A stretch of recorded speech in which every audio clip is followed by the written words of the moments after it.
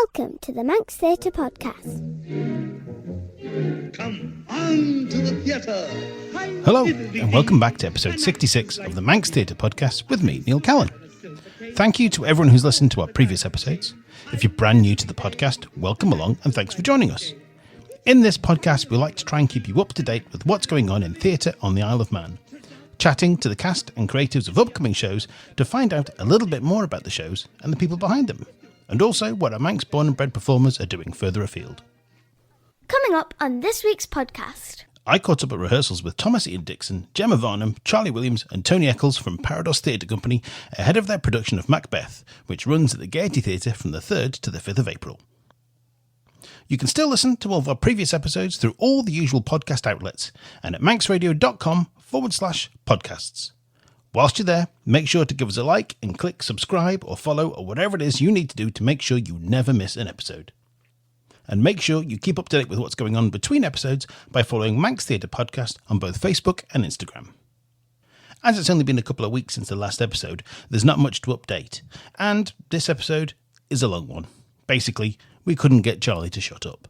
So, grab a cup of tea, get comfy, and enjoy the episode. Okay, it's time to dim the house lights and raise the curtain on today's guests. By the pricking of my thumb, something evil this way comes. And look, it's Charlie Williams, Tony Eccles, Gemma Varnom, and Iain Thomas Dixon. Welcome along to the podcast, everyone. Hello. And it's welcome back to everyone, actually, because you're all pre-guests. Seasoned veterans. Especially Charlie. I know. The only reason I'm on this podcast is because I stand in third place. Yes. I wish to maintain that position. Just maintain the position, yeah, because otherwise Iain would overtake you, or rather he would join you in third place. So Yes, that's It would worse. become a competition. Yeah. Yes. And you know how we feel about competitions, Yep. Charlie. Already is. Okay, so everyone here, we're here again with Parodos Theatre Company, and we're here to talk about Macbeth, or The Tragedy of Macbeth, to give it its full title. Mm-hmm. So this is your third Shakespeare production. It is, yes.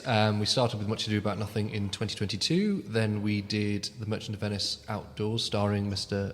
Iain Dixon, to my right, in 2023. And then this year we are taking on the mantle of the epic legend that is The Tragedy of Macbeth. Yes, and actually I noticed when I was looking back to the previous shows that, Tony, weren't you in What You Do About Nothing? I was indeed. Oh, yes, of course, I forgot that. Sorry. But I didn't want to mention it. And, you were Dogberry, weren't you? I was indeed. Indeed, yes. a fabulous dog brew. Thank you. Yes. You have to say that. I do. You forgot about me. It's contractual. We can never speak again. It's all right. Oh, you'll get all the questions anyway, so it'll be fine. Oh, great. Thank you. So this is probably one of the best known plays, really, isn't it? I mean, it's one of 12 of his tragedies, and along with Hamlet and Othello, is probably the best known of Shakespeare's tragedies. Absolutely. I mean, there are many plays that he wrote, and sonnets and everything else that he did. But you know, this is one of the best known plays, and I certainly know it was one that I studied for my GCSEs 30 years ago. 10 years ago. And my daughter, incidentally, is actually doing it this year for her GCSEs Well, as well. I hope she's coming. Well, she will be, yes. There we go. And so for those of us that are listening that can't remember their GCSEs 30 years ago and are not currently studying Macbeth in their GCSEs, can you give us a bit of a brief rundown on the story? I guess we don't really need to worry about spoilers with it being 400 and something years old. I was going to say, how many spoilers do you want? The basic story is about Macbeth himself, who is a Scottish laird, who receives a prophecy telling him he's about to receive a lot more power, including becoming king, and then sets about trying to make that happen, thanks to his lovely lady wife. Had a bit of a crisis of confidence himself, but with some solid, loving support from his missus, he makes that step, and things come crashing down around him. So Macbeth himself is a bit troubled, isn't he? To say the least, yeah. So that's a kind way of putting it. Yeah. I'd say he's an ambitious man, but at his heart, a good man. Yeah. But the problem is, and power, ambition, it all corrupts. And I said he makes some steps that at the time he thinks he wants, only to find that he can't really cope with what he's done and starts to come apart at the seams, really. So it's, troubled to say the least. Yes, and he undertakes some steps to step up that ladder, doesn't he, to king that he maybe would not have done had he not met the witches and also had the encouragement from his wife. I think that having that prophecy from the witches was what put the idea in his head in the first place, perhaps. Yeah. Or maybe it was somewhere in him buried deep, but having someone tell him that these things would come true was all it took to let that ambitious beast out. But obviously, as I say, having some help from the wife helped. Yeah, so Gemma, so you were the encouraging wife. The enabler. I think she is, Lady Macbeth is seen by people as this manipulator, as maybe Macbeth is generally a decent guy and she's the one that drives him. But I think it was always in him all along. She's just giving him that little nudge. It's kind of like Mrs. Lovett and Sweeney Todd, isn't it? Do you know what? I have had this thought. Just in the case we know, yeah. It's not dissimilar. Yeah, he's sort of generally a decent bloke, but it's Mrs. Lovett in the background that's pushing him on to do all these things. And She's just doing what's best for him. Yeah. She wants him to have nice things. What's wrong with that? Yeah. No, I think Jem's right. I think it is in him somewhere. Yeah. It's just that whether he's not got the courage or is there that remaining kernel of decency that's stopping him from taking that step. And she's like, no, I just want to do what's best for me, bloke. Yeah. I think given how much he unravels afterwards and the side of him that comes out, I think there's always been something not so decent and innocent in there. Some darkness dwelling in the very depths of his heart, yeah. Yes, and it has probably one of the most sort of memorable openings to the play as well, because it starts with the three witches, doesn't it? So how is that coming about, Tony? How are you setting it? What period are we looking at, I suppose? Are we going with the historical one, or are we bringing it a bit more contemporary? Yeah, historical is kind of what we wanted to do because it's purely... One of the reasons we're doing this is to help the students studying it for GCSEs, who are studying the text earlier in their school, kind of year 8, I believe. And then for those scholars like yourself who kind of studied it 30 years ago, we wanted to keep it as traditional as possible to help those people gain an access to it that they wouldn't get just in a classroom reading it. It's a play is to be seen. Right. It's to be watched. It's to be taken in by and not just read in a classroom line by line, passed around and then studied, in my opinion, in my humble opinion. Although, obviously, that's what needs to happen. So I think it's a rare opportunity that we get to give that opportunity to these kids who maybe aren't as literally strong, like myself. I mean, I remember when I was in school and we were doing all sorts of different literature and it would just go over my head because I just couldn't engage with it. And I know that just seeing these characters on stage and watching them and understanding, right, oh, I get that now because I've got this visual representation in my head, I can now write about that. And it really gives people a massive access to the text that I don't think they would have if it wasn't. And there was a video I saw whilst doom scrolling one day, and it was all about Shakespeare coming up and about how everyone talks about Shakespeare with the iambic pentameter and there's that specific rhythm of things, but they said actually if you stick to that rhythm, quite often it doesn't really make sense, but if you speak it through to the punctuation, which quite often overlaps lines, it then makes a lot more sense. And if it's delivered properly and well, then your ear will tune into it much more easily. Yeah, and there's two schools of thought. There is that which kind of is the more modern take on it, but then there's also the rhythms that Shakespeare did actually put those mid-sentences on different lines for a reason, in order to give the characters the break-up in the lines that is necessary for that character arc or whatever for that scene. So we've kind of pulled from both schools, if you will, just to kind of, because obviously we want it to be clear and obvious storytelling. And that doesn't necessarily mean like hammy acting or anything like that. It's just really kind of engaging with your character's motivation in a scene and their action playing. And we've kind of weirdly talked about modern situations of how we would relate and deal with these situations as us. And then brought that in to kind of add the subtext to those lines, which is kind of, in my opinion, the most important thing. If you can watch it on mute and know what's happening, then what bits you do get of the text can only help. And I think that's the angle that I tried to kind of go in on. And it's a massively quotable show as well. Although, in a theatre, unless we're performing it, we shouldn't, because it's bad luck. I don't know what the basis of the bad luck is with.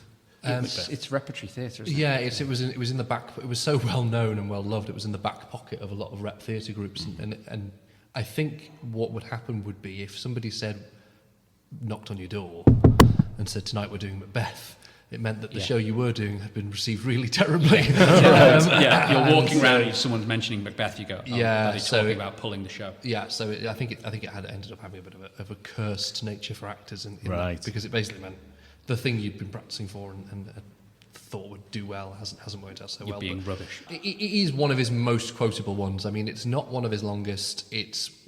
But every scene there's a phrase or it's obviously got the famous, is this a dagger I see before me, and tomorrow, and all the perfumes of Arabia, out damn spot, Yeah. All of these very famous phrases, and a lot of them.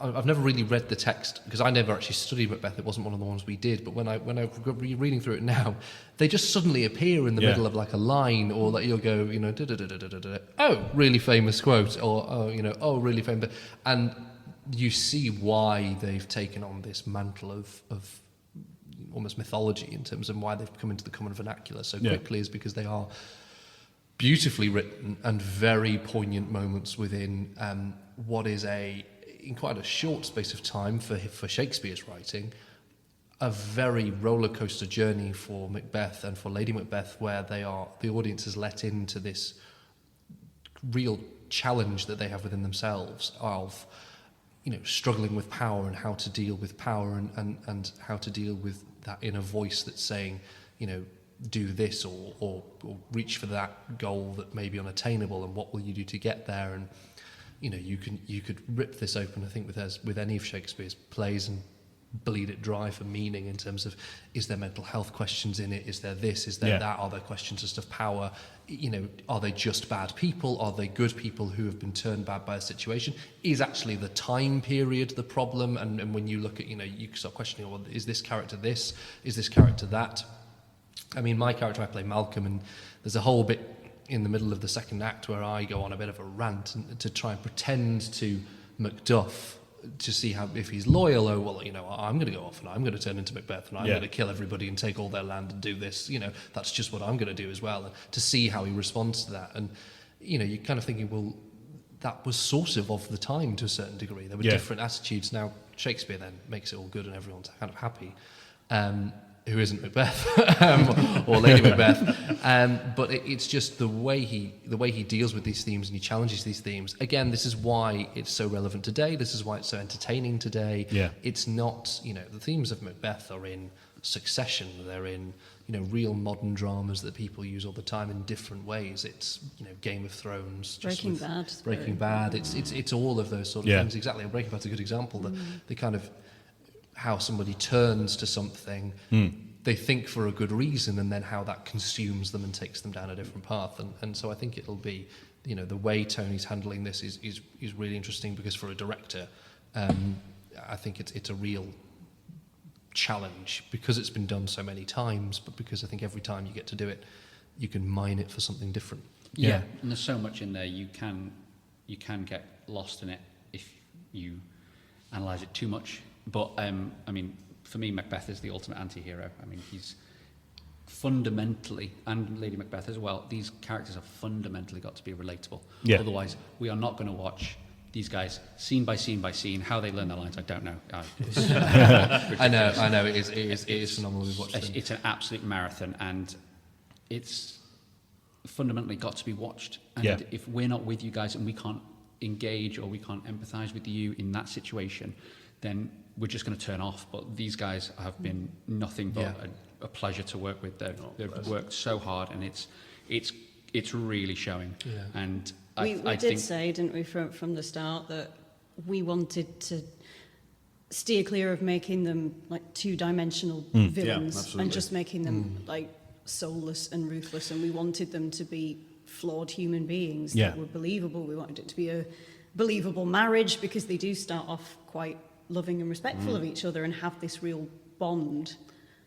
And it's easy to show all the strength of the relationships between obviously me and yourself, me and Banquo. Before they all fall apart. Before it falls apart, the scenes, And it's an easy pitfall to fall into, because it's Shakespeare and because it's a play and because of the language. You can fall into that trap of making it over the theatrical and making these 2D kind of stock characters the way you've seen it portrayed before, or the way you've seen it in a cartoon or whatever. And the villain with the cloak and the twin that's it, exactly. But I think for the audience as well, that allows them to come on a different journey, because they will know a large portion of the audience, as with all Shakespeare, will know the play. Yeah. They may know it very, very well. They may know of it. They may know some quotes. They may have studied it at school. They'll know the name. But everybody coming into the theatre, no one's going to come and go, well, I wouldn't have thought. Many people will come in and going, oh, I've never heard of this Macbeth. I wonder what this is about. They'll have an idea. They'll know certain people die. They'll know kind of the ending. They'll know some of the speeches. But I think that the way that we're doing it, the very least, and Tony's done it, and Gemma and Iain are doing an amazing job. And I saw this the other day, as I was watching the run of the proper run of the first half, and they were doing the scene just after the spoiler alert, murder of Duncan, and played by Duncan, and Gemma's pacing around the stage, and she's doing this big Lady Macbeth speech, and I'm kind of thinking to myself, oh no, they're going to get caught here, and you kind of lose yourself slightly, and then Iain comes in and he's got Ian's going, I've got all this blood on me, and I'm thinking, it's that kind of, even when you know they've done something horrendous, there is that part of you as an audience member that's kind of rooting for them here. I hope they do get away with this, and I hope this does happen. And even at the very end, I sometimes with stuff like this, and I think when I'm watching it, I will watch it while from the stage, will be thinking, I wonder what if he wins? I wonder how this will work, or what if this happens? And so for that's what I hope audiences really take from it. It's that engagement with the show. Yeah, and there are choices. I mean, like any Shakespeare, you have to really make choices and kind of nail your colours to a mast in some areas. And so there will be stuff that people might not like. There will be stuff that they have seen things being done differently and gone, I really like the way that's done, or I've seen that done better. And that's just a part of the overall journey. I think if you pick it apart too much, you can get really kind of bogged down in it. But that's the same with any show, really. Yeah, exactly. Yeah. I didn't like that number. Yeah. That's set for somewhere very different. I didn't like that. But for me, it's literally about this roller coaster, this journey that we're going on. Yeah. I kind of talked very early on about these guys are a moving train, and it's all about you guys and the other actors who are a fantastic, great, really strong bunch of actors. Are being run over by the train. Essentially. But I'm trying my best. Train. Because it's basically seen somewhere else, you guys have seen. Seen somewhere else, you guys have seen somewhere else. So they are kind of keeping the hot potato in the air and jumping on that moving train to keep it alive and keep the space energetic for you guys to then hopefully be more economic and come into a space that's still kind of it is very much as Shakespeare does. He's named the play Macbeth. You follow Macbeth. You follow Lady Macbeth. It's like Romeo and Juliet. You follow Romeo and Juliet. Hamlet. He's basically narrating you through the entire thing. Yeah. It is. He's when it came to naming, I think he did it near the end very quickly when the competitor was going, I need this now. Macbeth. He's in 90% of it. Well, who's it about? Yes. So they shoulder the entire 99% of the burden falls on these guys, and they're doing an amazing job. It was like, I think there's a story about As You Like It is the same as well. It's like, what's the story of this one? As You Like It. Yeah. That's the title. Brilliant. So as we were saying there before, there's a lot of very, very quotable things in there, and quite often, over the years, especially 400 of them, things kind of morph and change a little bit, and Macbeth is one of those that's obviously quite often misquoted because people go for the old hubble bubble toil and trouble, but actually it's double toil and trouble. And the other one was lead on Macduff, but it's lay on Macduff, isn't it? I would be remiss if I didn't say that you misquoted it at the start. Yes. I'm so sorry. I didn't want to call you out on it. What did I say? It's something wicked this way comes, not something evil. I wrote wicked as well. I'm so sorry. I'm going to edit it out. I'm only saying it because we're talking about Tony's been edited out of the podcast. No, I'll edit my intro out. That's what he said. That's what I said. I totally said something wicked. But it is that easy. It is that easy. But there are some wonderful, wonderful things you don't ever realise. I mean, Shakespeare has coined so many terms that are just on our lexicon. And the creative words come from this. The knock joke. Yeah, knock joke comes from this. This is. I mean, they're bad knock jokes when you actually listen to them, but it is where they come from. Toby does just do them starting very well. out. Very well, yes. And just what's done is done. Yeah. So many little things that you just go, oh, I use that on a regular basis. Yeah. This is the starting point for it. This Screw is your where courage it's to the written. sticking place. Is that from this Yeah, one? The Milk of Human Kindness. Yeah. Come Which what, come may. Scrooge then kind of ran with, and that's a whole song in the musical now. And, you know, Yeah. like, there's loads and loads and loads of stuff that you just go, oh, that's where it's from. You Yeah. know, Is there anything that you've discovered then that you thought, oh no, I've been saying that wrong for years? As you've gone through the text and gone, oh no, it's that. well, funny story. It's better be. Well, and this is where my brain kind of plays tricks on me sometimes. So, in the opening gambit with the witches, it goes, "Where's the place? Upon the heath, there to meet with Macbeth." And so I have a theory that it should be called Macbeth, and in order to rhyme, because it rhymes all the rest of the way, Yeah. and then Well, no, my final line doesn't rhyme either. Which Oh, is yeah, the, to arrive at Scone. Yeah, to arrive at Scone when I say And done. to each one. To each one, we go together to go to Scone. or Arrive. something like that. Arrive at He knows Scone. his lines. Yeah, I don't know. I'm just going to make up as I go along, to be honest. Are they not just No one cares about Scottish? me. Are they not just Scottish witches? And so it's Macbeth. Yes, Aye. probably. Hey, Yeah. it's Macbeth. Yeah, I think it was a stretch. That would be a choice. Yeah. It hasn't been chosen. It is. just before anyone goes, I'm not going to watch Macbeth. Knock off version. Horrific. Yeah. So as you're saying that, you know, obviously you're hoping that because it's on the not the syllabus, the Yes, Yeah. the syllabus. It's on the syllabus this year for the Yeah. kids. Yeah. That obviously you're hoping there are school groups coming. Well, we have.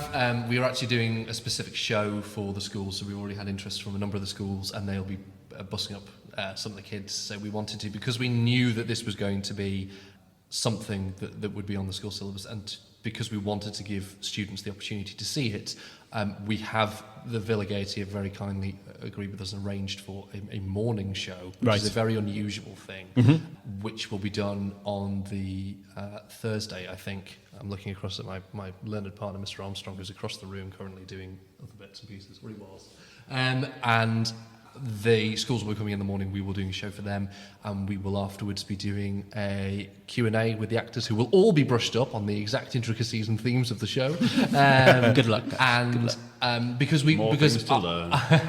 I remember those opportunities were few and far between when I was at school, and for Yeah. something like Macbeth, to have that chance to be able to go in and see it in person, and then have, you know, even if you don't want to ask a question as a student, if the teacher does, or just to hear someone talking about it, you can go, oh, that's interesting. As Tony said, you know, if we can be the difference between a D and a C, it's a huge deal for somebody at English Lit level or drama or whatever the exam is doing for. So, we wanted to give that opportunity separately, because we know, you know, well, we know for some kids it's difficult to get outside of school hours, and you know, there's other stuff going on. So, you know, there will be some students who are coming for the evening shows with parents or groups or things like that. Great, you know, still do come. It'll be just as good, if not better. But we wanted to specifically do one for the schools so they can, you know, enjoy that. That's something that I mentioned to the cast really early on, I think at our first read through, and just kind of highlight that this is such a great opportunity for us to help people through what we love doing.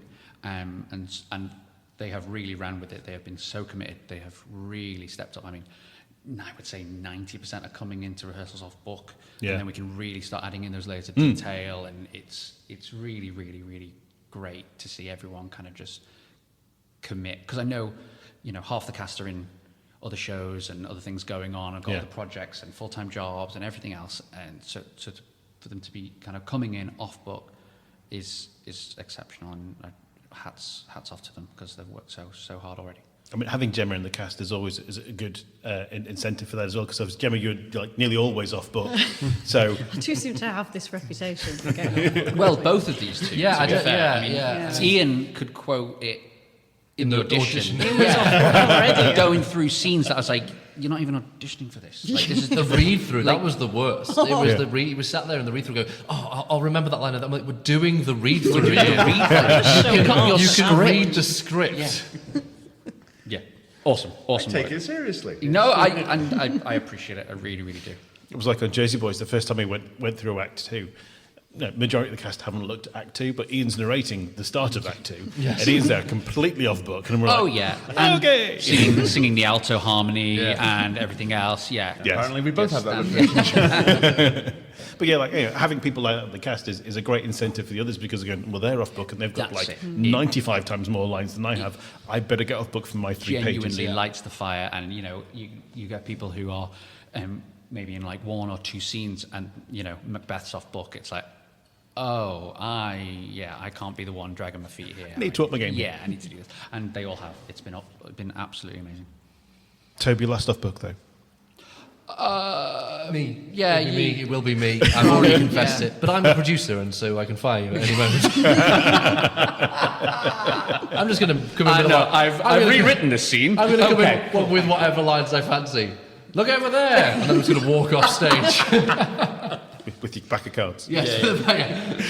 Queen In a Hearts. New Jersey accent. So Macbeth it's over 5 acts, isn't it? Yes. Or at least that's the way it was traditionally written. So, what's the running time? Is it about Just over 2 hours. Just over 2 Just 2 hours. Yeah, we rattle on. Yeah. We go at a pace. I hate 30-second scene changes. With No tabs Pinterest going in, pauses all then? that sort of stuff. No, absolutely not. That was the last play. But we rattle on. It moves very, very quickly. As I said to these guys, I hate it when you work so hard as an actor or performer to get the attention, and you've got them. The audience are right there with you. Yeah. And then you've got to bring a tab in, and it takes 20 seconds, or you've got to bring a piano and some stools on, or whatever, and you're giving them the rest, and I never want to let these guys up. That's when they go for the sweets, isn't it? That's it, yeah, and then, that was very good. Pass me the programme, who was in that? And then that you've lost them then. So I'm a massive believer in, you get a break, and that's in the interval. Yeah. It's full pedal to the metal. Go.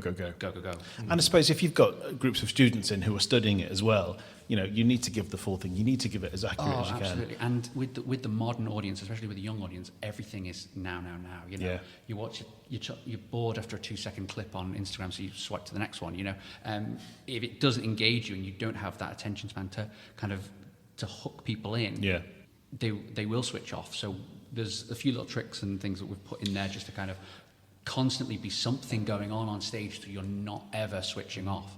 And I really want that kind of engagement. And I think that starts with the actors themselves understanding the language and understanding what's going on. I mean, that sounds like a stupid thing to say, but it's surprising how often you watch some of these things, especially from we are obviously one of them, but more amateur groups, and sometimes professional groups actually, and you're watching them and you're going, you just have no idea what this bit's about at all. Like, you've not understood this scene. You're zoned out, you're switched off. You're kind of just saying the lines, you're hitting the marks. So it's and that's done in plays with modern language. And that's done in plays with modern language. But with to get that across, and it's the whole point. Tony said you should be able to press mute on this, and still go, oh, he's angry at him, or he's very stressed, or this is going on here, or this is happening there. Okay, I see. Oh, right, it's because he's killed him. So it's that's just because it's in a different kind of language, if you will, you've still got to live it. These are real people. These are real characters. These are real emotions that you're dealing with.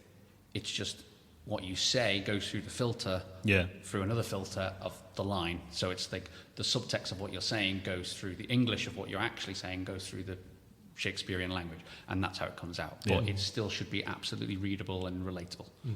I remember Chris Mabry telling me stories of years gone by and Shakespeare performance he's doing, and there's been a group of students have been in the audience, and he's got to the end of a speech, and those here is that's as it. the audience sit there and turn their scripts over to the next page. Well, Chris is actually in this production. Yes. Yep. So he's our doctor. So we're actually rehearsing that scene this evening. So he'll be here in a minute, and we'll Marvellous. Well, that's probably the best time then to have a look at the actual cast. Please. So, obviously, we've already established that Iain is playing Macbeth and Gemma is playing Lady Macbeth. We have the 3 witches are Moira, Stephen, Saoirse Coyle, Carol, and Lisa Davis are the 3 witches. The 3 witches, who are awesome. Yep. They are working so hard. I've done something a little bit kind of movementy, pacey. K-pop. Yeah, that's it. Exactly. They all You've been spying on us. Westlife, they all stand up off stools at the same time. The key change. They are genuinely creepy.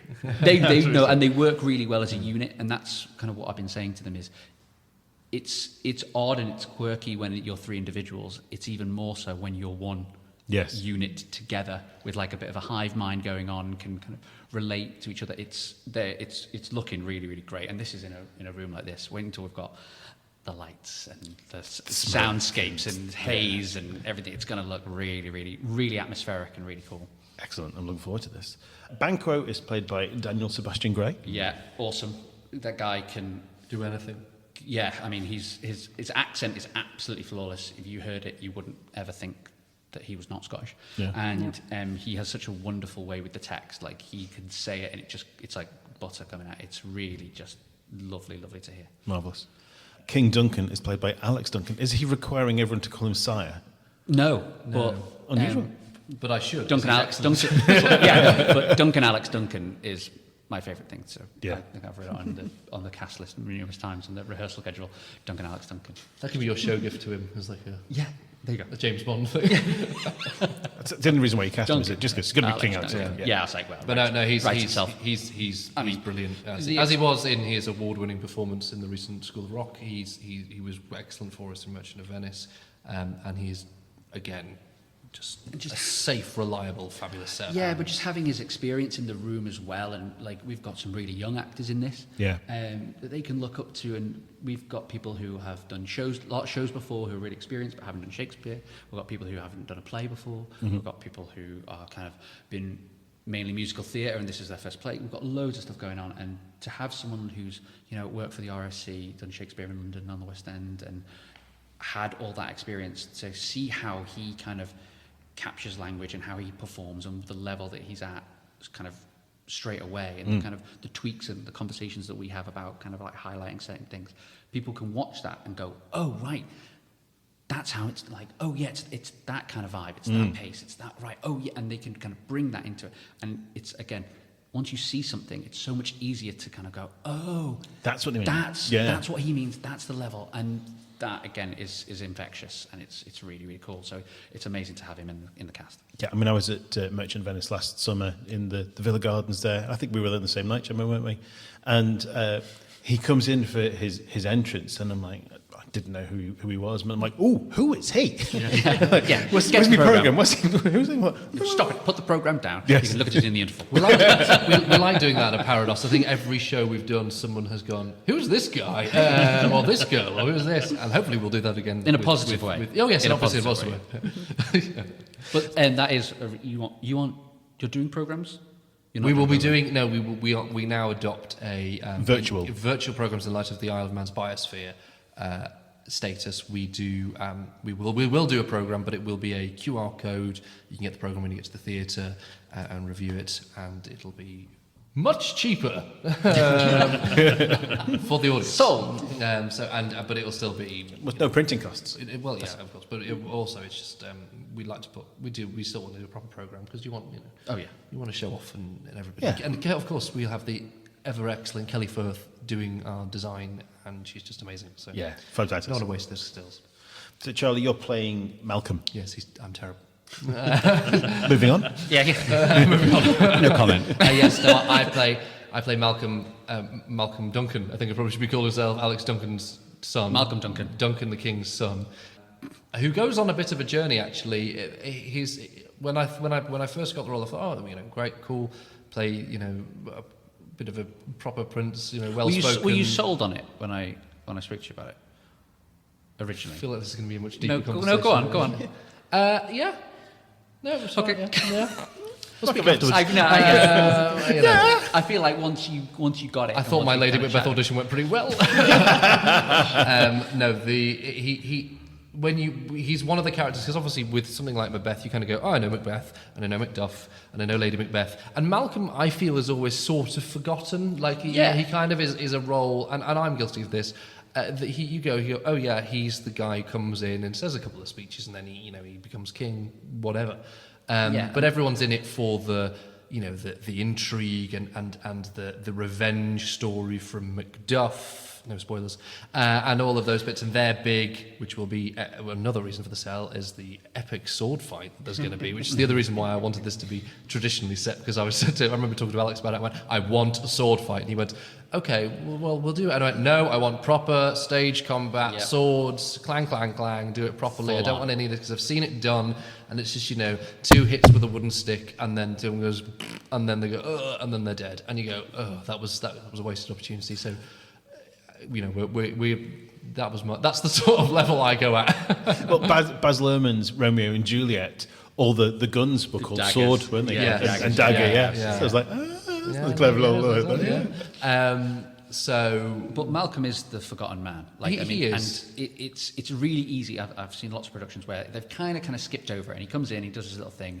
But if you don't care about the guy who ends up being king, the whole kind of thing is for nothing. Because there's so many productions I've seen end on this whimper of going, oh, okay, this guy's king now. Okay, cool. Bye. Yeah. That's it. And it kind of really... Pub? Yeah. It's a bit like that. But also there's the scene I was talking about before that I will do, and we'll talk about the inevitable Mr. Carol Crawley in a minute, who is Macduff. But there's a scene I do with him in the early middle of the second half, and I was reading through it, and I've gone over it a couple of times going, this is a great scene. He's written a really good, because it's the whole intrigue about responding to Macbeth and what's going on there, and I'm like, oh, there's a lot. So he's a more complex character than I think I certainly gave him credit for. So next is Donald Bain then, which is Womo Holden. Yep. Love Excellent. Womo. Yeah, Womo's great. Love Womo. So I don't know Womo. We've never met. So it's a name I've never heard before. Yeah, and he sent a self-tape in. And he was doing Benedict from Much Ado About Nothing, which we'd done, so I knew the speech when he started doing it. And we were looking, because the younger roles in the cast are really hard, because we've got such great talent, but they're all busy. They're all doing lots of other things. And the age has to offset against whoever's playing the father or the other So it's about making it right, castable, and like kind of looks-wise and everything. And he came to us, he sent a self-tape in, and you were like, I've been sent a self-tape from this guy called Womo. And I was like, okay, yeah, sure, have a look. And I was honestly, like, so impressed. Like, it was a really, really strong self-tape. And it was like, great, never met before, great, a kind of diamond in the rough kind of moment where it's like, great. Like, so I don't think anyone who comes to see this will have seen him perform before. I think he goes to St. Ninian's Day. I think he does. He's done some internal shows with them, but I think, I could be wrong. I'm sorry if I'm wrong. But this is his first show at the Gaiety, so I think people will be really impressed. It's a pretty high bar to start, though, isn't it? Oh yeah, he's great. Macbeth. Yeah. But no, he's great. Yeah, Great. he's great. So Macduff. Yeah. Daniel Carol Crawley. Yeah. I mean, I've worked with Daniel. I worked with him on To Kill a Mockingbird with Parker and Snell. And anytime I see him, whether it was in Shrek, whether it was in Annie, whatever he's done, he's always been given a kind of like smaller role, but he absolutely shines. He's always the guy I can't take my eyes off whenever he's on stage, and he's always absolutely living it. So when he came to audition and he read really well in the audition, I just was like, I want to give him something. I want to give him a role that he can really kind of dive into. Yeah. And he's really, really taken on Macduff so well. And he just, it wasn't a case of just going, oh, I want to give him this. But when he did the role, we went, I think we all kind of knew where he was going to land. Yeah. And he just is, the way he carries himself, he is, we just went back to Macduff just straight away. Just 100% that character, great. Because he can do the gruffness, he can do the emotion, he can do, Yeah, and it is a roller coaster part. Yeah. No spoilers with that one, but like it's really up and down, and he's got sword fights, he's got this, he's got really sentimental scenes, and he's really, really talented. I feel like I should know him, but I don't. You will. As soon as you see him. I think I'll recognise him. Yeah. And then his good lady wife, Lady Macduff, is played by Lisa Smith. Yeah, no one knows who she is. No. unknown to the Manx theatre community. No, Lisa is. Lisa was our Beatrice in Much Ado About Nothing. I've seen Lisa productions. Lisa has written and directed and been in every time I see her. She's just fantastic, and her as a performer, as an understander, if I can say that word, of theatrical design, and her presence on the stage is just second to none, really. So she's brilliant. And her as Lady Macduff, if you know Macbeth, is only in one scene. She has one scene, Right. but it's a hell of a scene. Right. It's one of the best scenes in it, because it goes, again, it's another roller coaster. It sets you up. It kind of lulls you in this false sense of security. It ends on such a note. And Lovely note. Yeah, love it. And the way we want to kind of work it, Yeah. and the way that she does it, we rehearsed it the other day, and it's really like, it's great. It's really great. Smashing. Ross is played by Ewan Brightson. Yep. Yeah, so Ewan came to me, Ewan's actually jumping on a bit of a moving train here, because we've Yes. got him kind of a last minute addition, and he's, again, been nothing but great, like straight up, just picked it up straight away, jumped straight in the deep end, and has been a really, really great addition to the scenes. Yeah, no, I think he's Very capable pair of I hands. was when he kind of came in, he kind of going, oh, and whenever somebody joins in something later on, you're always thinking a bit, oh, is this going to work? And are you going to fit in and stuff? And then I just watched him and went, oh, this is fine. What was I worrying about? I don't know what I'm worried about. This is No, absolutely it's great. fine. Although I have been calling him Juan in my head, because I originally messaged him on Facebook and kind of reached out to him, and of course, we're on the Isle of Man. Yes. Of course it's Ewan, you idiot. Lennox, played by Ewan McFarlane. Yeah, my mate Ewan. So Ewan was a media teacher at Ballacombe High School, and so I've known Ewan for a couple of years. Now as head of media at the college, I believe, and he knows his stuff. Like he's worked on Harry Potter. He's worked on some big productions, both on camera and off. He's always kind of gone, and he's naturally Scottish. He is Right. Scottish. I don't know why I said naturally It's our Scottish. He is. unofficial dialect. He's He's so actually he's Scottish. judging everyone's right. I look at him every now and again. He kind of goes, okay. And I'm like, oh, okay. He knows his stuff, but he hasn't done theatre in a long, long time. Mm-hmm. And ages ago, he kind of said to me, "Oh, I'd always want to kind of dip my toe back in and kind of." So he was one of the first people I messaged when I kind of came aboard this project and said, "Hey, mate, I've got the perfect toe dip experience for you. It's a Scottish play, and you can be Scottish in it, and it's going to be his kind of resurgence to the stage. I think. Yeah, I think but he's got the bug again. Yeah, and he's great. we'll He's see been him a lot going more. strength to strength and just getting better and better and better, and you're just kind of going, well, that's again, just the same as Stu, and you're just kind of going fully safe hands, fully happy with this. He's brilliant. It must be one of those interesting things there for him as well, because when you go on stage, the back of your mind is always, don't do my own accent. Yeah. But then to have to do a Scottish accent when he is Scottish must be... Well, we've had a few chats, because it's obviously so natural to him to do a Scottish accent that it's coming across really, really fast. Yeah. And so you lose, because it's so naturally Scottish, you Yeah. lose it a little bit because it's so quick. So it's actually getting him to now stageify that accent, kind of slow it down, enunciate a little bit more, kind of put some kind of a few more pauses and just kind of use the words more, just to kind of sell it and make it kind of project a little bit more and get... Stop being so Scottish Yeah. in this Scottish play. Yeah. I wouldn't dare tell him to anglicise it. That's a proud Scot. If you could be a bit more Cumbria. Yeah.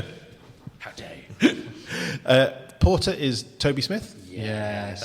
That was a casting decision made in heaven. Yeah. I think, the Porter is the comedy relief. It's the clown role. Say no more. Yeah, there you go. Yeah. Say no more. It was, But he's brilliant, that puzzle piece fit in really I mean, nicely. Toby came in to read for that role. That was what he was auditioning for, and he said, "This is what I'm thinking about." And we went, "Oh, okay," And we kind of you always do when you go into the auditions. You kind of have ideas in your head of potentially of people, and you're moving people around. And then he just started to go, and we went, and I think immediately all of us just wrote down, "Yes, Yeah. there we go, that's that done." Just like, done. tick. Okay, done. Don't have to worry about that part anymore. Yeah, he's great. Fabulous. Doctor Chris Mabry.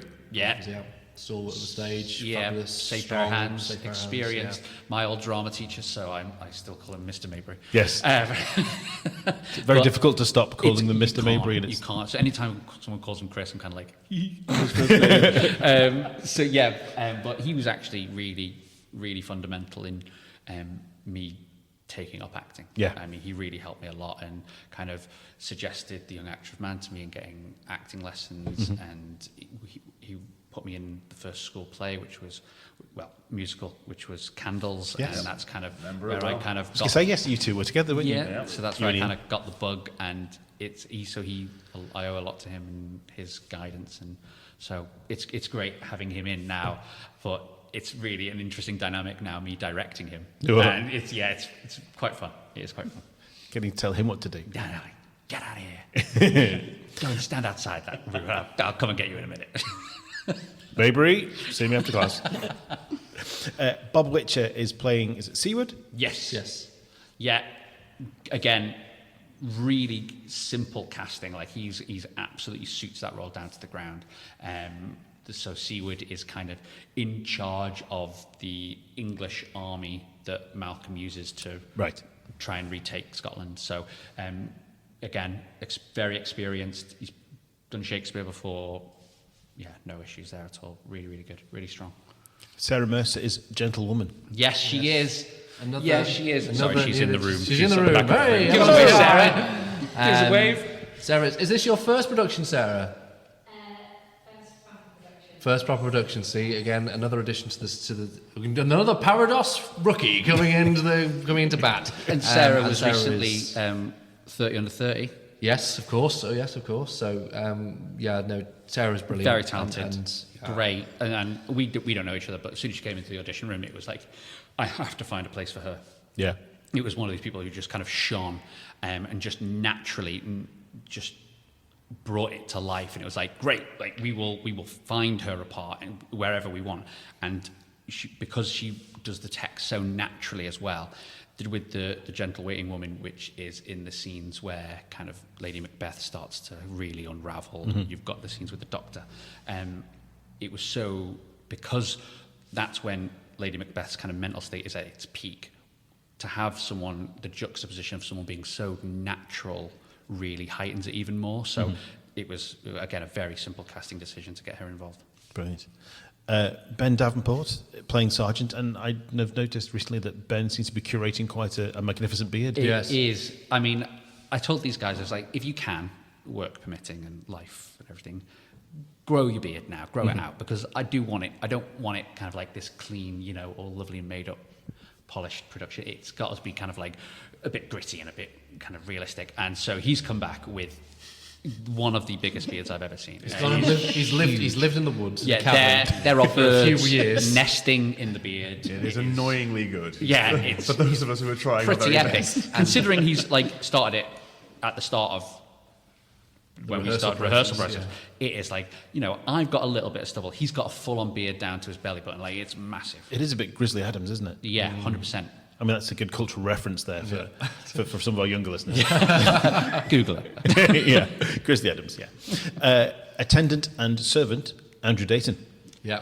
Pronounced Dighton. Dighton? Yes. Never knew this. And has never There corrected you go. us. No, I know, because he's so But lovely. that's Andrew. That's Andrew. Didn't He's so get it. lovely. I can't remember how I found out. I don't know if he corrected me, and I don't know how I feel about that if I'm the only person he has corrected. I'm now championing it and telling everyone Yeah, that it's there Andrew we are. Dighton, because he's too lovely that he would never tell anyone. But he's- So, any other listeners out there who have worked with Andrew before, his name is pronounced Andrew Dighton. Yeah, Thanks, but mate. he's Public service fantastic. announcement. He's the difficult thing with roles, because he doesn't have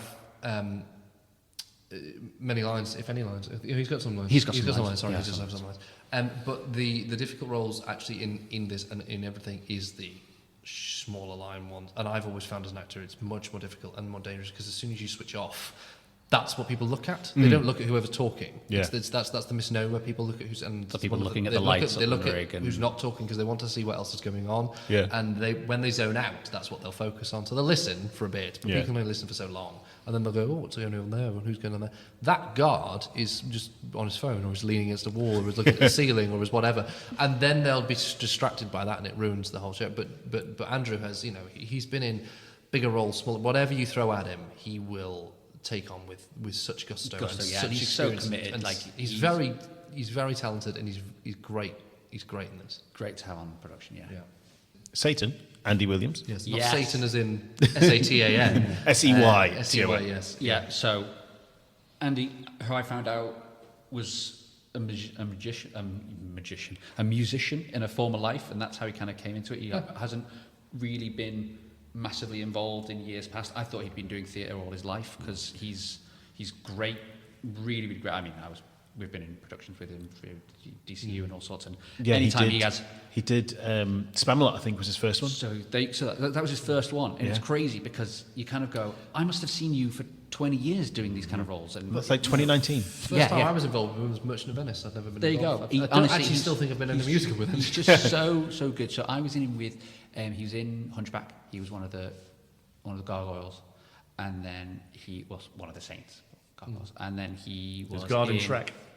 I wasn't in Shrek. No, of course you weren't, were you? You missed out. I just come back. I did watch it though, and you were fantastic. Oh, thank you. And that was one of my notes to Ian. I was like, you can do a Scottish accent, it just can't be the Shrek Scottish accent. It's got layers. I cannot be watching Macbeth through a Shrek filter. It needs to be a different Scottish accent. So the fact that he's got 2 flawless Scottish accents in his register is very impressive. That was Macbeth shouting, "Get out of my swamp!" yeah, that's it. Genuinely, the first question my mum asked me when I got the part was, "Are you going to do the Shrek voice?"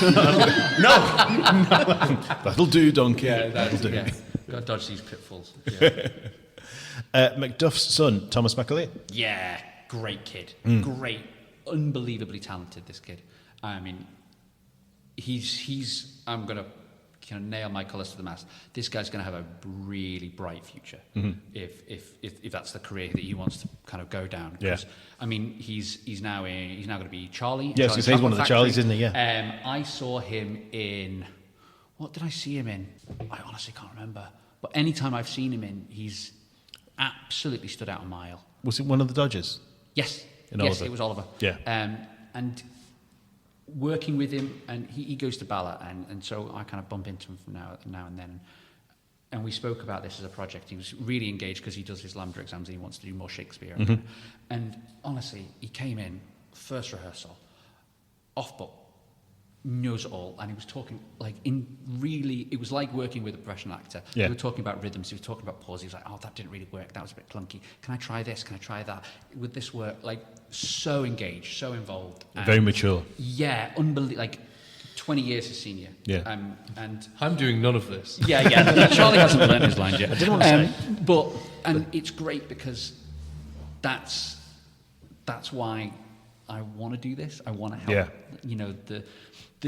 I kind of want to help the next generation of people who want to kind of pursue it as a career, but I also want to help the people who want to just kind of gain a bit more experience and have fun and do something, come out of their comfort zone. And it's really, really fits cool. into what when we started Parodos, Alex and I, we didn't want to marry ourselves to Shakespeare. We wanted to do classic theatre, which Shakespeare was the natural bedfellow of what we were wanting to do.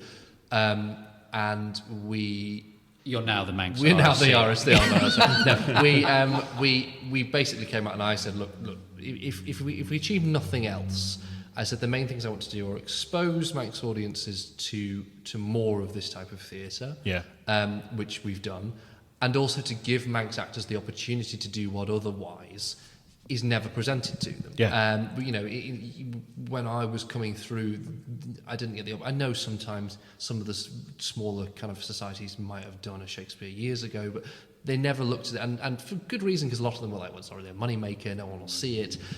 And it kind of died off, and we went, well, I think if you do it right, or you do it in a different way, or you do it with more interest, or you put the right effort into it and you focus it more, we can get there, and I feel that we have. And the thing I'm proudest of with the company to date is the variety of, we've had a lot of the same people doing it, but we've given the opportunity to a lot of new people coming through who either have never done theatre before, not done a lot of theatre, or who just wanted the chance to prove that they could do Shakespeare.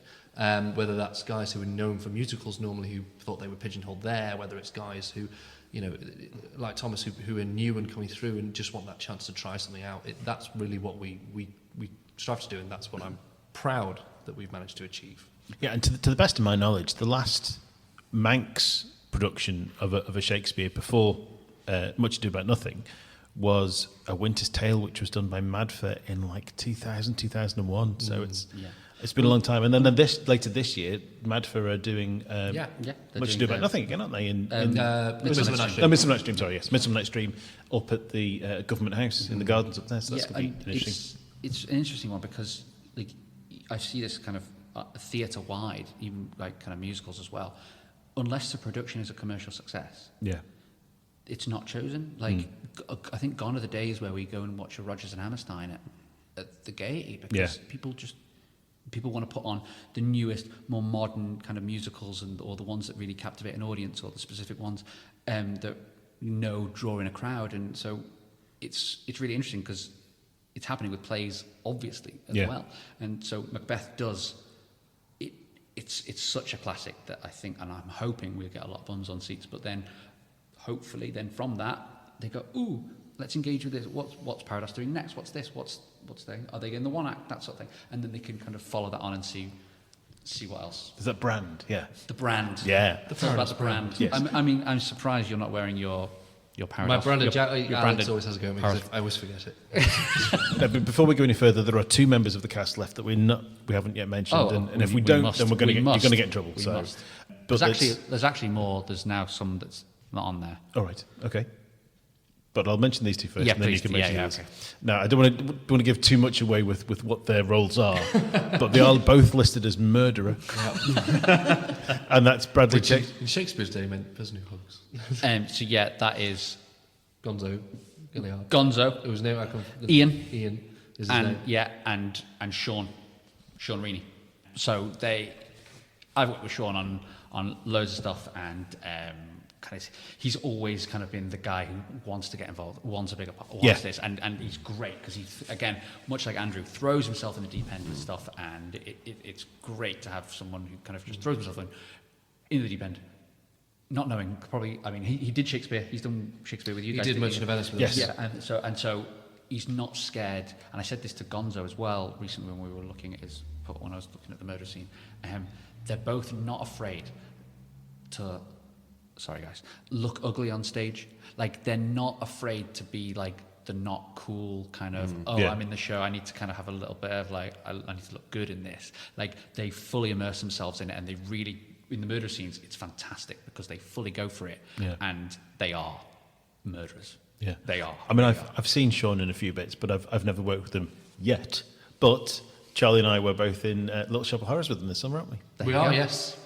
Shameless plug for the next one. Yeah. But yes, there we are. So I'm excited about that. We can talk about that on another episode. Yeah, we'll do a different podcast. I'm sure. As I climb up the rankings. Okay, do you know, I think we're pretty much done there. Just before we go, I've got 2 new questions that we've had since the last time that both of you, well, any of you have actually been on. Ooh. So I'll just ask you those ones because, we don't need to go any through these because you've already answered all the other questions. Yeah, okay. But 2 of the newer ones are, you're allowed to keep 1 costume and or prop from any show that you've been in. What is it? I know. And why? But we'll go that way first. So let's start with me. Well, I have one prop from Shrek. I have my sunflower. I'm very happy with my sunflower. Did you hear that? Did you hear that? He's got it. He's got the sunflower. Get him.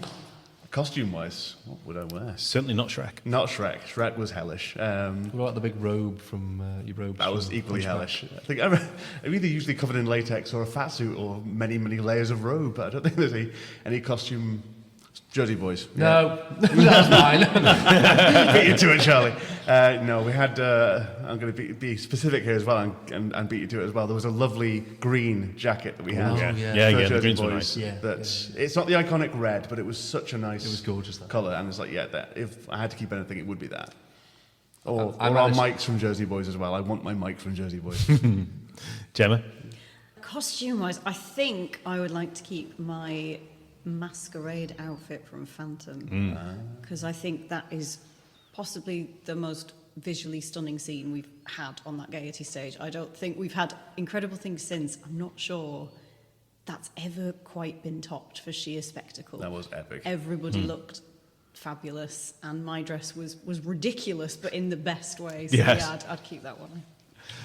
Go on, Charlie. Costume-wise, it's the red jacket from Jersey Boys. It's just that. You go red. I'm going with the red. But I like red. I like red anyway. It's my favourite colour, and I thought I wore it quite well. You wear most things well. Thank you, darling. It would probably be that. Props-wise, I think I'm actually going to go with. It's part of costume, but I'm going to go with my hat from Annie as Rooster, because I love a good fedora. Yeah. And I don't suit hats normally. My head is too big. So having the opportunity Literally or physically? Yeah. It's literally too large. It's just hats. You have to get like XXL hats for me. But I love throwing it in the air and chucking it under your foot and tossing it on the table. I love just hat acting and playing around with it. So yeah. Tony? I would go with my costume from Hunchback of Notre Dame. I got to live out my Errol Flynn dreams of wearing like the kind of Robin Hood. the full like Tabard and loose white shirt kind of. I absolutely loved it. As soon as I saw it, I was like fell in love with it. He was irritatingly dashing in Hunchback. Whilst shouting all aboard the Phoebus. That's not a bus noise. I don't know why I did that. Yeah, I mean that was great, and I kind of really committed because I grew my hair long, and then I kept my hair long for about 2 years because I then went and did Young Frankenstein, which had the long hair, and so I finally got it cut like so many years later, and no one knew what I looked like, and I got to shave, and that was great. He was not irritatingly dashing. Yeah. Oh my god, no chin. And then I would actually say, just because of what it was, I would say the sword from Hunchback as well, because it was a really good prop sword, and also it belonged to Mike Bonner. And so I'd just like to nick it because I know he loves playing with his swords. Just to annoy him. Careful now. The other one is, now, is there a new show with a part that you'd love to play but you can't because you're now too old? Yes. Tick, tick, boom. Ah, I am Jonathan Larson. Yes, Part of the boom. Yes, No, the tick. I feel The first one. I have way too much grey hair to be singing about turning 30. Yes. Yes, that one. And I probably haven't got the high notes these days. When I was 29, I might have been able to do it, but no longer. He says that, but he was flawlessly doing Frankie not- Valli in rehearsals when Joe wasn't there. It's probably not a new show, but it's one that's more come to my attention, and Yeah. I feel like it's passed me by. Gemma, what about you? I can't think, I'm sure there are many, because I'm becoming very conscious of this, that I'm aging out of roles. I can't think of new ones, but I was quite sad the other day that I've definitely aged out of playing Eliza Doolittle now, which I've wanted to play since I was about 16. I got to do it in Pygmalion, but not the musical. But yeah, it just So makes me close. sad. I was really thrilled when I saw the announcement for Come From Away. Yeah. It's coming on next year, because my first thought was, there's roles for middle-aged women who don't need to dance. This never happens. Well, see, Tara's doing it, so it might be a lot of dancing. With her. I mean, for many years, I've always wanted to play Seymour, but the show has never come along at the right time for me. And now, well, I'm Mr. Mushnick. I'm very firmly in the dad role. So Wow, it's, that's a gear shift, isn't it? It certainly is, yeah. It's a Mushnick. I can't wait to see that one. There's such a good cast for that show. Sorry, knocking the mic. Yeah, it's going to be fantastic, and I cannot wait to watch you guys. Looking forward to getting started. Charlie, how about you? I feel, again, it's difficult with new shows. I feel something like they think they've just started the UK tour, or they're starting to cast in the UK for the stage version of The Greatest Showman. And so the Zac Efron role, I think, Yes. is now beyond reach for me. Maybe future for the Hugh Jackman role, but yeah. Otherwise, I think that a lot of it's going to depend on what suddenly comes out. They're going to suddenly go, "It's this," and I'm going, oh, "Let's go." At the moment, I've been very fortunate that I've been the right age for the things that I thought about at the time I wanted to do. Like, Yeah. for example, Jersey Boys. I think we all were just the right age at the right time when it came along. I think I was pushing it. But in 10, I mean, you're all of a similar age as Yeah. well, so it makes Yeah. it believable Yeah, as well. but That's a like, very generous terminology. if it doesn't come around for another 10, 20, if at all, I wouldn't have the chance to do that. So, yeah, but probably something like that. I think there's going to be a number of shows that come down the pipe and I'm going to go, oh, never mind. Tony? I would probably have to say, if it's a new show, would be Dear Evan Hansen. Yes. Oh, yeah. I can see you as Evan. 10 years ago. Is that- No, that's a compliment, because he's got... Thank you, man. I mean, that would have been a dream of a role. But, there's so many great roles. But talking plays, I would have to say Romeo. No, he's That's- wet. He was No, wet. he's great. He's an angsty teenager, and it's like he's essentially Kevin and Perry. Just needs a slap. but but it's great, and what a great role. And it's just one of those ones that never landed right for me. So Fabulous. Parodos went around 10 years ago. So. You could do the older version, the adult version. It's set in a nursing home. Yeah. There might be a slight problem. Well, guys, thank you very much for joining me on the podcast today. Macbeth is playing at the Gaiety Theatre from Thursday the 3rd to Saturday 5th of April, with shows at 7:30pm. If you haven't got your tickets yet, you can get them at villagaiety.com or by calling 600 555. Charlie, Tony, Ian, Gemma, thank you very much for joining me on the podcast, and I wish you and everyone at Parodos all the very, very best for Macbeth. And I'll see you again soon. Thank you. Thank you very much. Thanks, Neil. Cheers, Neil. You're listening to the Manx Theatre Podcast with Neil Callin. This episode has been made possible by funding from the Isle of Man Arts Council. For full details of the funding available and the application deadlines, check out their website at iomarts.com. In the last episode, I gave you a lineup for Madford's 75th anniversary Easter Festival of Plays. Well, the Russian Players have announced that they will be starting their year with performances of 3 one-act plays from the 10th to the 12th of April at the Erin Arts Centre. They'll be performing A Bench at the Edge by Luigi Giannuzzi, which is their Easter Festival entry, Such a Blessing by Liz Dobson, and Late Entry by David Tristram. Tickets are available from the Erin Arts Centre.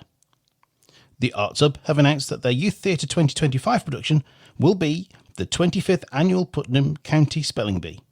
This hilarious production will be showcasing their talented 15-plus-year-old students. This show has some wonderful characters, some great songs full of laugh-out-loud moments as each of the eccentric children showcase their special abilities and techniques as they compete in the annual Spelling Bee. The show will be performed at the Ballacameen Studio Theatre for 2 performances on the 13th and 14th of June. There'll be more information on when tickets are available closer to the time. The Service Players have also announced that their summer production will be an adaptation by Leslie Darban of Agatha Christie's A Murder is Announced, which is a Miss Marple thriller, and stars Stephanie Gray as Miss Marple. The show runs at the Gaiety Theatre from the 26th to the 28th of June. And I'm sure we'll get a chat with the cast closer to the time. Well, with that, we bring episode 66 to a close, and we wish everyone involved with Parodos Theatre Company's production of Macbeth all the very best for opening night and their run. Don't forget to check out the Spotify playlist by searching for Manx Theatre Podcast. There's over 110 tracks on there now, and over 7.5 hours of show tunes to satisfy your musical theatre needs.